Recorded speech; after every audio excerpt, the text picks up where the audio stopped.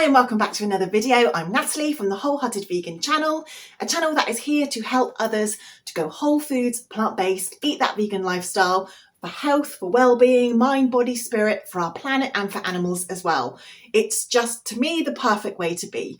So today it's the same format. We're looking at breakfast, lunch and dinner. I'm going to be following my meal plan for the week. This is a great way to help you stay on track and to prompt you and remind you to eat the 50-50 plate method. So if you're unaware of that, that is really where we're thinking about having 50% of our meals, breakfast, lunch and dinner, as a non-starchy vegetable.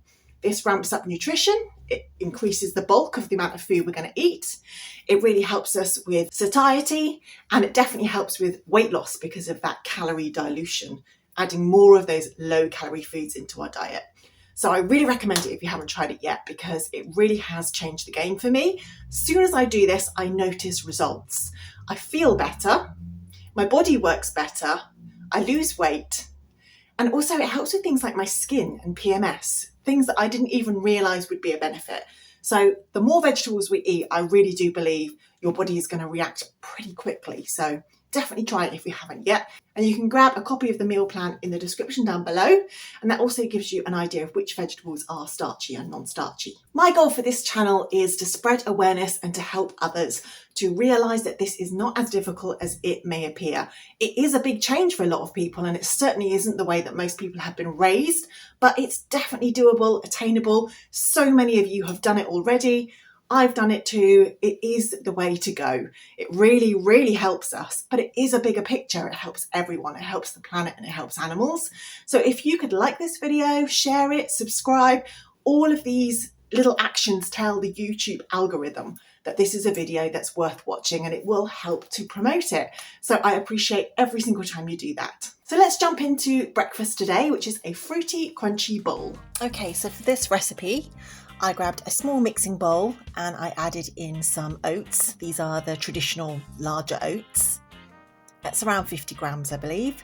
I used half a tablespoon of some mixed seeds, and I had half a tablespoon of chia seeds as well. If you're completely fat-free, you might want to eliminate these parts, that'd be fine.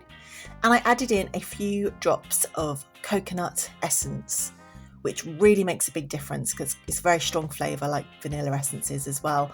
So added in a little bit of that. Then I chopped up the fruits that I wanted. Any fruits would work with this. So today I'm going to have banana, so that's one sort of medium banana, about 4 or 5 strawberries, just under half of a mango,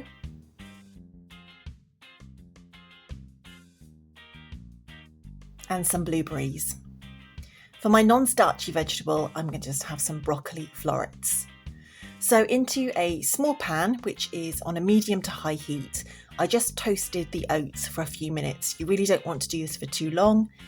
You don't want them to, obviously, to burn or to get too crispy, but just toast them so that they warm through and they're slightly browned.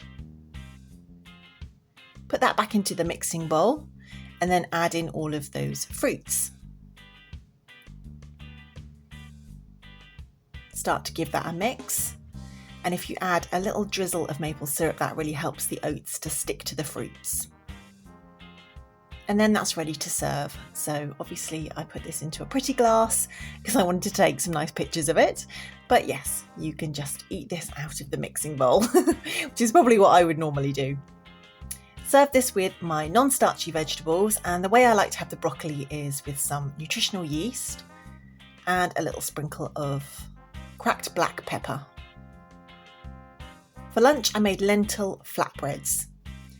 Really, really simple. So you just soak your dry red lentils for 3 hours in some fresh water, and then you add that to your blender.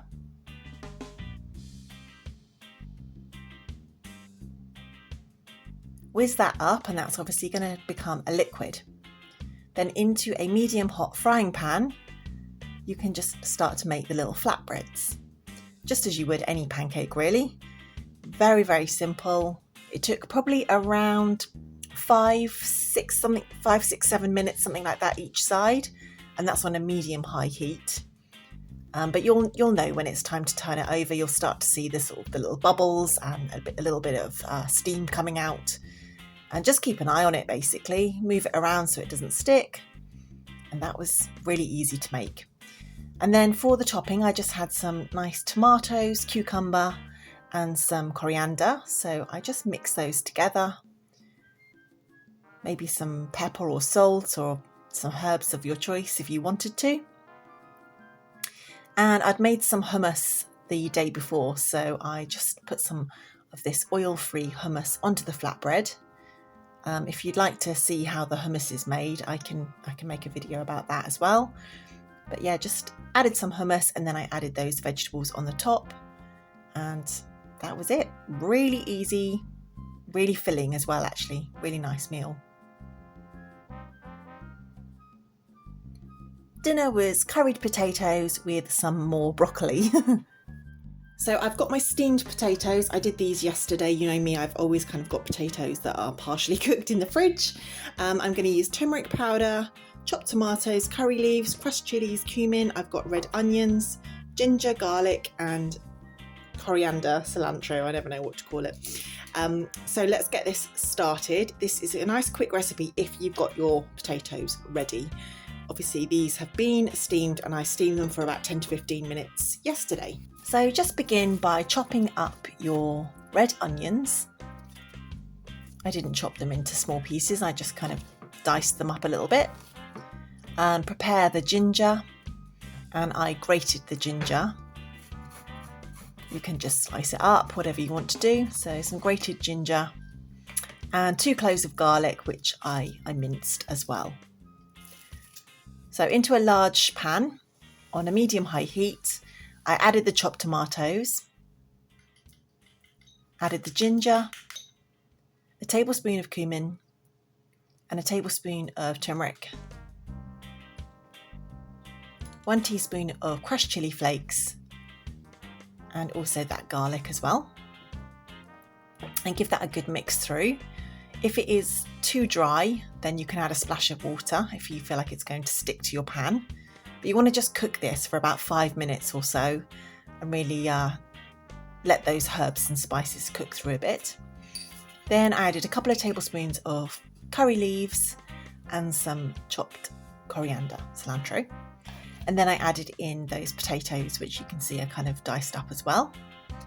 And then give that a good combine. Now, if you don't want it to be this sort of dry consistency, you could add in water at this point would be fine. I added in a little bit of plant milk just because it was a bit dry and obviously I wanted this to cook for a while. So I knew it would stick. So I added in around 50 ml of plant milk. And then I added the red onion as well.